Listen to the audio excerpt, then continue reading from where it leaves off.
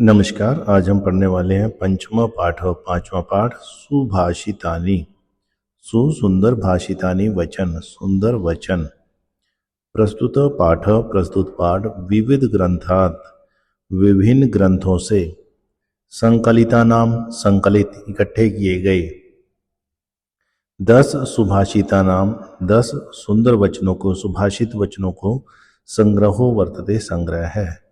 प्रस्तुत पाठ विभिन्न ग्रंथों से इकट्ठे किए गए 10 सुंदर वचनों का संग्रह है।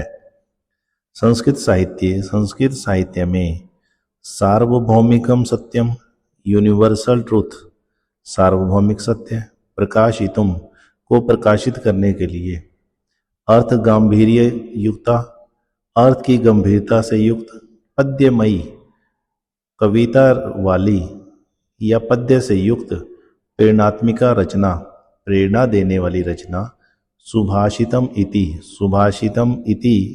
सुभाषित ऐसा कथ्यते कहलाती है। संस्कृत साहित्य में सार्वभौमिक सत्य को प्रकाशित करने वाली, अर्थ गंभीरता से युक्त, पद्य वाली प्रेरणात्मक रचना सुभाषित कहलाती है, उसी को सुभाषित कहते हैं।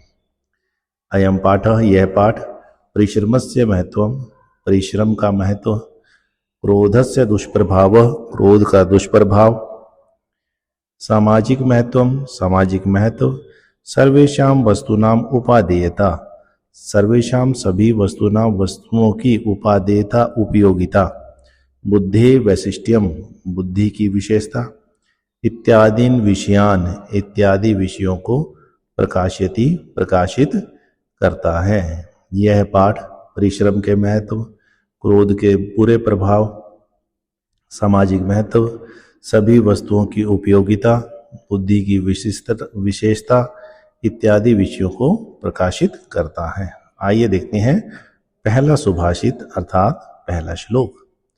आलस्यम ही मनुष्याणाम शरीरस्थो महान रिपु। आलस्यम आलस्य, ही मैंने निश्चय ही, डेफिनेटली, मनुष्याणाम मनुष्यों के, शरीर स्थो, शरीर मैंने शरीर में, स्थ मैंने स्थित, मनुष्यों के शरीर में स्थित, महान सबसे बड़ा, रिपु शत्रु है। मनुष्यों के शरीर में स्थित सबसे बड़ा शत्रु निश्चय ही आलस्य है।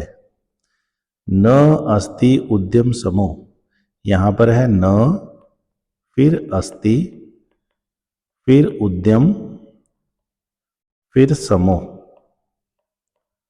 न नहीं, अस्ति है, उद्यम मेहनत के, समो समान, नहीं है मेहनत के समान। न अस्ति उद्यम समो,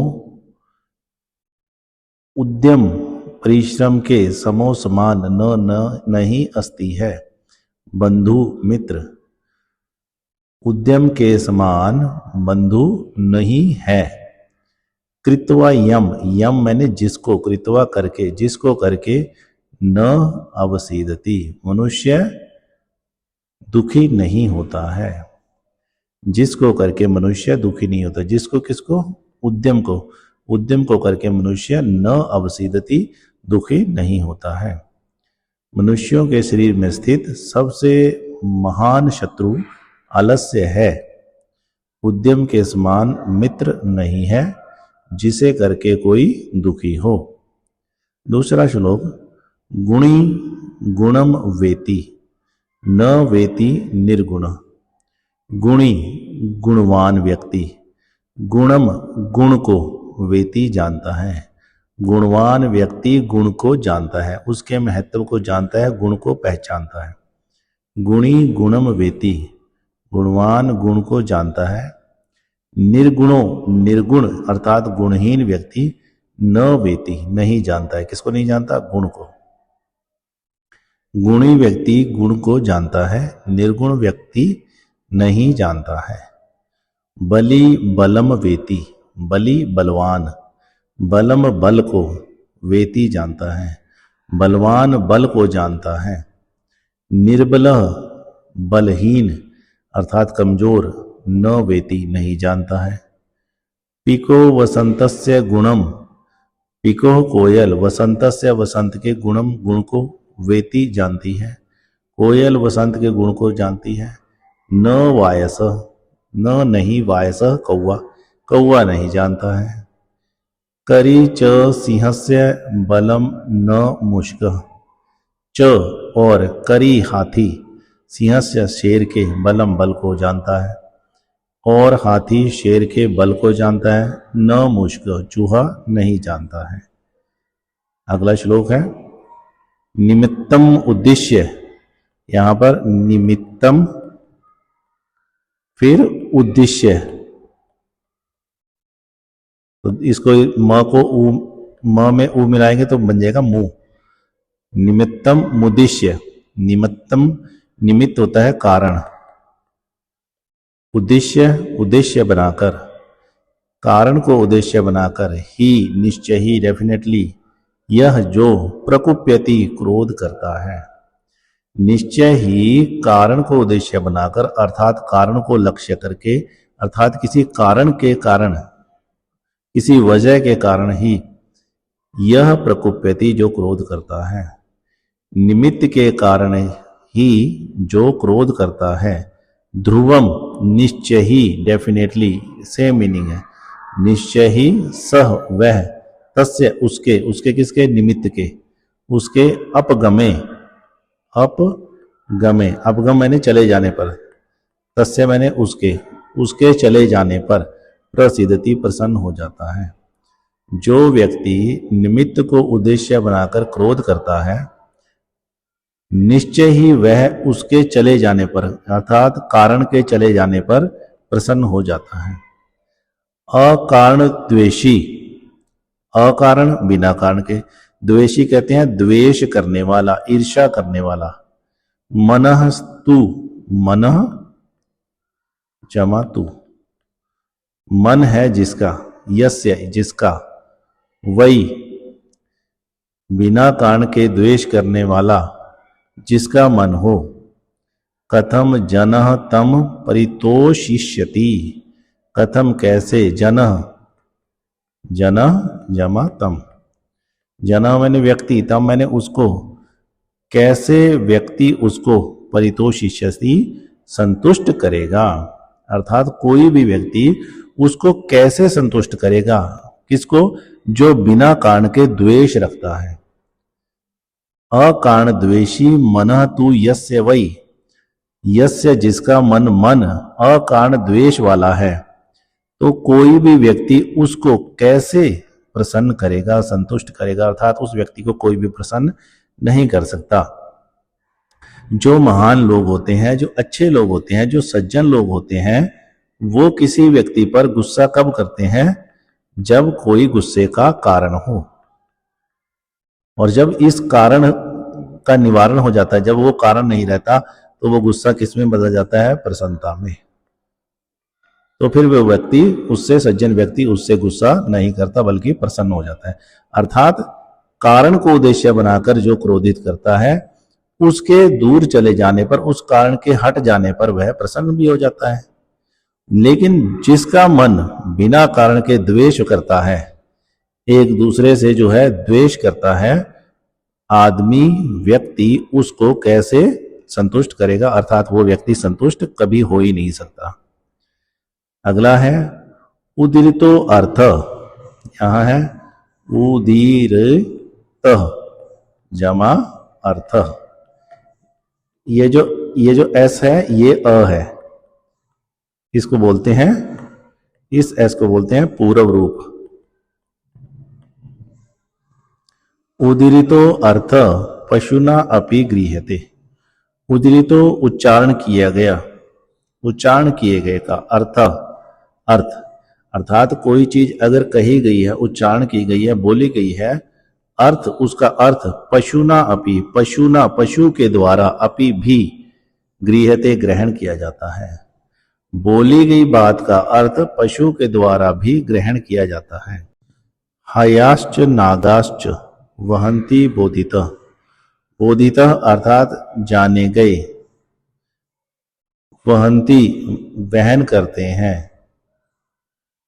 हयाश्च नागाश्च घोड़े और हाथी, घोड़े और हाथी बताए गए भार को वहन करते हैं। अनुक्तम अपि उहति, यहां पर है अनुक्तम जमा अपि जमा उहति। अनुक्तम अपि उहति पंडितो जनः, पंडितो जनः अर्थात विद्वान व्यक्ति अनुक्तम अपि न कहे गए को भी उहति जान लेता है, समझ लेता है। विद्वान व्यक्ति बिना कहे को भी जान लेता है। पर इंगित ज्ञान फला ही बुद्धय, यहां पर है पर जमा इंगित। पर मैंने दूसरे के द्वारा, इंगित मैंने इशारा करने से, दूसरे का संकेत करने से, ज्ञान फला ज्ञान फल वाली ही निश्चय ही बुद्धियां बुद्धियां बुद्धियां निश्चय ही दूसरे के संकेत द्वारा ज्ञान फल वाली होती हैं। अर्थात दूसरे के संकेत मात्र से ही बुद्धियां ज्ञान प्राप्त कर लेती हैं। समझदार को इशारा काफी है, ये बात आपने सुनी होगी, वही बात यहाँ कही गई है। कहे गए अर्थ को पशु के द्वारा भी ग्रहण किया जाता है। घोड़े और हाथी जाने गए भार को वहन करते हैं, ढोते हैं। विद्वान व्यक्ति ना कहे गए अर्थ को भी जान लेता है, समझ लेता है। निश्चय ही बुद्धियां दूसरे के संकेत द्वारा ज्ञान फल वाली होती हैं। अगला श्लोक। क्रोधो ही शत्रु प्रथमो नराणाम, नराणाम नरों का, मनुष्यों का प्रथम पहला शत्रु, शत्रु ही निश्चय ही क्रोधो क्रोध है। मनुष्यों का पहला शत्रु निश्चय ही क्रोध है। देह स्थितो, देह में स्थित, देह माने शरीर में, शरीर के अंदर स्थित है। देह विनाशाय, देह के विनाश के लिए, देह के विनाश के लिए देह में स्थित क्रोध ही मनुष्यों का पहला शत्रु है। देह के विनाश के लिए देह में स्थित क्रोध निश्चय ही मनुष्यों का पहला शत्रु है। यथा स्थित काष्ठगतो ही वहनी, यथा जैसे, स्थित स्थित है, काष्ठ मैंने लकड़ी के, गता मैंने अंदर, जैसे लकड़ी के अंदर, ही निश्चय ही वहनी आग, जैसे निश्चय ही लकड़ी के अंदर आग स्थित है। स एव वहनी दहते शरीरम, स मैंने वह, एव मैंने ही, वह ही वहनी आग, वह ही आग कौन सी, क्रोध की, वह ही आग दहती जलाती है शरीरम, शरीर को, वही आग शरीर को जलाती है। कौन सी आग जलाती है, क्रोध रूपी आग। देह के विनाश के लिए देह में स्थित क्रोध ही मनुष्यों का पहला शत्रु है। जैसे लकड़ी के अंदर ही आग स्थित है, वह ही आग, वह ही आग, यहां वह आया है क्रोध के लिए, वह ही आग शरीर को जलाती है। अर्थात व्यक्ति अपने क्रोध में खुद ही जलता रहता है। मृगा मृगई संगम अनुव्रजंती, मृगा मृग मृगई हिरणों, हिरन हिरणों के साथ, अनुव्रजंती अनुसरण करते हैं, हिरन हिरणों की संगति का अनुसरण करते हैं। गावास गोभी तुरंगास तुरंगई, गावा गायें, यहां पर जो ये श है यहां विसर्ग है। गायें गोभी गायों का अनुसरण करती हैं। तुरंगा यहां विसर्ग है। घोड़े तुरंगई घोड़ों का अनुव्रजंती अनुसरण करते हैं। मूर्खाश्च मूर्खई यहां पर विसर्ग है। मूर्खा च और मूर्ख मूर्खों का अनुव्रजंती अनुसरण करते हैं। सुध्य विद्वान लोग, सुधी भी विद्वानों का अनुसरण करते हैं। समानशील व्यसनेषु, समान एक समान शील चरित्र, व्यसनेषु स्वभाव वालों में सख्यम मित्रता होती है। एक समान चरित्र और स्वभाव वालों में ही मित्रता होती है। अर्थात सज्जन की मित्रता सज्जन के साथ, गाय की मित्रता गाय के साथ, घोड़े की मित्रता घोड़े के साथ, हिरन की मित्रता हिरन के साथ, मूर्ख की मित्रता मूर्ख के साथ और विद्वान की मित्रता विद्वान के साथ। अक्सर आप देखते होंगे कि जिस विचारधारा का व्यक्ति होता है उसी विचारधारा के उसके मित्र होते हैं। यही संदेश इस श्लोक के माध्यम से दिया गया है। मृगा मृगई संगम अनुव्रजंती, हिरन हिरनों की संगति का अनुसरण करते हैं, गाय गायों की संगति का, घोड़े घोड़ों की संगति का अनुसरण करते हैं, और मूर्ख मूर्खों की, विद्वान विद्वानों की, क्योंकि एक समान चरित्र और स्वभाव वालों में ही सक्षम मित्रता होती है। अगला श्लोक, सेवितव्यो महावृक्ष, महावृक्ष महान वृक्ष, बड़ा वृक्ष, सेवितव्यो सेवन करने योग्य है। फल छाया समन्विता, फल और छाया से समन्वित यानी युक्त, फल और छाया से युक्त महान वृक्ष सेवन करने योग्य है, अर्थात उसका सेवन किया जा सकता है, उसका सहारा लिया जा सकता है। यदि दैवात फलम नास्ति, यदि यदि दैवात भाग्य से, दैव कहते हैं भाग्य को, लक को, किस्मत को। यदि भाग्य से फलम नास्ति, नास्ति मतलब न जमा अस्ति, यदि भाग्य से फल नहीं है, छाया केन निवार्यते, छाया केन किसके द्वारा निवार्यते, रोकी जा सकती है, हटाई जा सकती है, अर्थात छाया को कौन रोक सकता है। फल और छाया से युक्त महान वृक्ष सेवन करने योग्य है। यदि भाग्य से फल ना भी हो तो छाया को कौन रोक सकता है। अमंत्रम अक्षरम न अस्ति, अक्षरम अक्षर, अमंत्रम मंत्र रहित न नहीं अस्ति है, कोई भी अक्षर मंत्र से रहित नहीं होता, अर्थात जो अक्षर है उसमें कुछ न कुछ मंत्र अवश्य है। अक्षरम अमंत्रम न अस्ति, अक्षर अमंत्र अर्थात मंत्र रहित नहीं होता। न अस्ति मूलम अनौषधम, मूल अर्थात जड़, अनौषधम औषधि यानी दवाई, औषधि से रहित नहीं होती, कोई भी जड़ जो है वो औषधि से नहीं होती, अर्थात उसमें कुछ ना कुछ औषधि जरूर है। यहाँ मूलम में म हलंत है और फिर अनौषधम,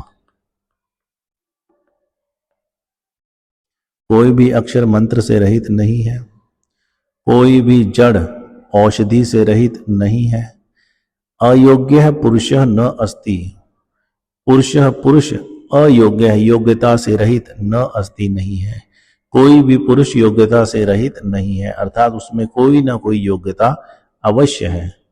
योजकस्तत्र दुर्लभ, योजक जोड़ने वाला, उन गुणों को जोड़ने वाला, तत्र वहां दुर्लभ दुर्लभ है, अर्थात उन गुणों को जोड़ने वाला दुर्लभ है, अर्थात मुश्किल से मिलता है। दुर्लभ मैंने मुश्किल से मिलने वाला, सिर्फ योजक ही दुर्लभ है, बाकी सब में, अर्थात अयोग्य जो कोई पुरुष है, उस कोई भी पुरुष अयोग्य नहीं है, लेकिन उसकी योग्यता को उससे जोड़ने वाला योजक वो दुर्लभ है। जब व्यक्ति को इस बात का एहसास करा दिया जाए कि आप में भी कोई ना कोई योग्यता है, तो वही अयोग्य व्यक्ति योग्य पुरुष बन जाता है। फिर से देखिए, अक्षरम अमंत्रम नास्ति, कोई भी अक्षर मंत्र रहित नहीं है। नास्ति मूलम अनौषधम, कोई भी मूल औषधि से रहित नहीं है। अयोग्य पुरुष नास्ति, कोई भी पुरुष अयोग्य योग्यता से रहित नहीं है। सिर्फ वहां पर दुर्लभ कौन है? योजक, इन्हें जोड़ने वाला वहां पर दुर्लभ है, अर्थात अयोग्यता को हटाकर उसमें योग्यता का एहसास दिलाने वाला जो योजक है, जो गुरु है, जो प्रेरक है, उसका अभाव है।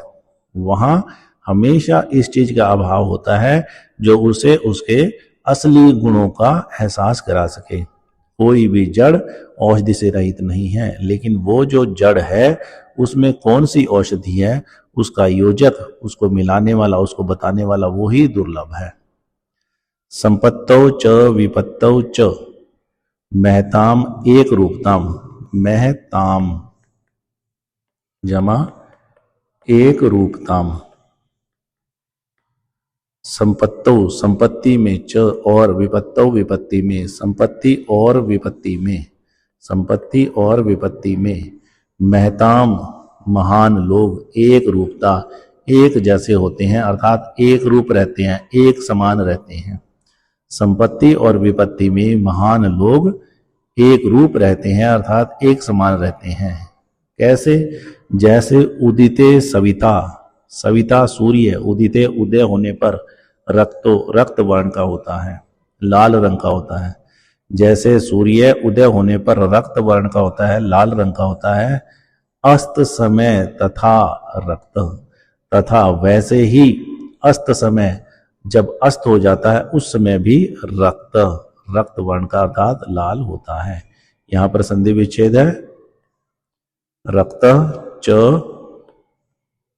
अस्त, अस्त में, अस्त के समय भी लाल रंग का होता है। महान लोग संपत्ति और विपत्ति में एक समान होते हैं। जैसे सूर्य उदय होने पर लाल रंग का होता है, वैसे ही अस्त होने के समय भी लाल रंग का होता है, अर्थात उसका लाल रंग एक समान है, चाहे वो उदय हो रहा हो चाहे वो अस्त हो रहा हो। वैसे ही जब आदमी के पास सुख हो तब भी महान लोगों का स्वभाव वही रहता है, और जब उसके पास दुख हो तब भी उसका स्वभाव एक समान ही रहता है। अंतिम श्लोक है, विचित्रे खलु संसारे नास्ति किंचिद निरर्थकम, अश्वच्छेद धावने वीर भारस्य वहने खर। विचित्रे संसारे, विचित्रे खलु संसारे, खलु निश्चय ही, विचित्रे विचित्र, संसारे संसार में, न नहीं अस्ति है, निश्चय ही विचित्र यानी अद्भुत संसार में नहीं है। क्या? किंचित कुछ भी, किंचित निरर्थकम। यहां पे जो त है इसी को आधा न हो गया है, यहां देखिए, और ये जो दो आधे न है इसको मिला के ऐसा लिखा गया, ये त्र नहीं है, ये दो न है। किंचित कुछ भी, निरर्थकम निरर्थक, निश्चय ही विचित्र संसार में कुछ भी निरर्थक नहीं है, अर्थात हर चीज का कोई ना कोई अर्थ है, कोई ना कोई उसकी कीमत है। अश्व चेत धावने वीर, चेत, चेत मैंने यदि, अश्व यहां विसर्ग है। चेत यदि, अश्व घोड़ा, धावने दौड़ने में, वीर वीर है। यदि घोड़ा दौड़ने में वीर है, भारस्य वहने खर, भार को वहने वहन करने में, ढोने में, बोझा ढोने में, खरह गधा वीर है। दोनों ही वीर हैं, कुछ भी निरर्थक नहीं है, क्योंकि यह संसार बड़ा विचित्र है। निश्चय ही विचित्र संसार में कुछ भी निरर्थक नहीं है। यदि घोड़ा दौड़ने में वीर है तो भार ढोने में, भार का वहन करने में गधा खरह वीर है। धन्यवाद।